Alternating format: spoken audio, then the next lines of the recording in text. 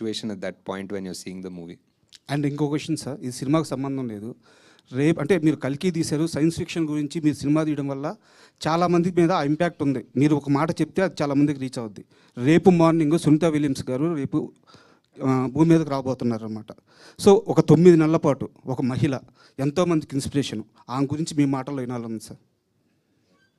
అంటే I think నేను మా సన్ ఇద్దరు చాలా వెయిట్ చేస్తున్నాం. We been following I'm ideal and అంటే హిస్టరీలో I think I don't know if she's the longest అంటే స్పేస్లో లాంగెస్ట్ స్పెండ్ చేసిన మహిళ definitely I think. But human కూడా తెలీదు, మనిషి కూడా longest at a stretch spend చేసింది ఆమెనే తెలీదు. బట్ ఇట్స్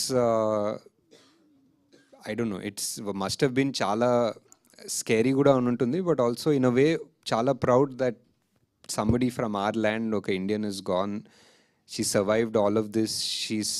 నిన్న ఏదో వీడియోలు చూస్తుంటే she still smiling, she's happy, she's gonna come back and have so many stories to tell us. So just waiting to hear all of those stories. Nagi గారు ఇక్కడ sir, మీరు ఒరిజినల్గా అయితేనేమో నాని గారి క్యారెక్టర్ లాగా నిజంగా బాగా వెల్ ఎస్టాబ్లిష్డ్ ఫ్యామిలీ నుంచి ఉన్నారు. మీ థాట్ ప్రాసెస్ వచ్చేసరికి విజయ్ దేవరకొండ లాగా అనిపించారేమో ఆ సినిమాలో. మీ క్యారెక్టర్సే ఈ సినిమాలోని పెట్టారా, లేకపోతే ఏ క్యారెక్టర్కి మీరు దగ్గరగా ఉంటారు? అదే నా థాట్ ప్రాసెస్లో అందరిలో ఇద్దరు ఉంటారు. అందరిలో ఒక రిషి యాంగిల్ ఉంటుంది, ఒక సుబ్బు యాంగిల్ ఉంటుంది. But based on me situation ఈ లైఫ్లో యూ చూజ్ వన్ పాత్. నువ్వు సుబ్బులాగా అయ్యి రిషిలాగా ఉండాలి అనుకుంటావు.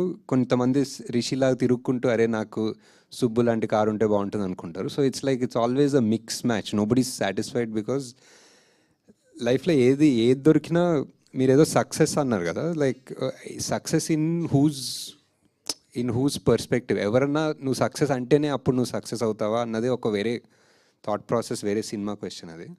But because you are happy అంతే. ఇప్పుడు వేరే వాళ్ళు నువ్వు సక్సెస్ఫుల్ అని చెప్పని అవసరం లేదు కదా. సో కానీ మీకు ఏది ఆ ఇద్దరు క్యారెక్టర్స్లో ఏది దగ్గరగా ఉన్నప్పుడు మీకు మీరు ఎస్ దిస్ ఈజ్ మై అంటే I definitely lived like both అనిపిస్తుంది టు అన్ ఎక్స్టెంట్. రిషి గారి లాగా హ్యాపీగా ఎయిమ్లెస్గా తిరిగాను, సుబ్బులాగా కూడా కొంచెం అంబిషియస్గా పనిచేశాను. So I feel it's the same, ఇద్దరులా ఉన్నాయి యాక్చువల్లీ. నాకు తెలిసి ఫస్ట్ ఒక ఎలక్ట్రికల్ వెహికల్ కొని హైదరాబాద్లో తిరిగిన ఒక డైరెక్టర్ మీరు, నాకు తెలిసి అంతవరకే.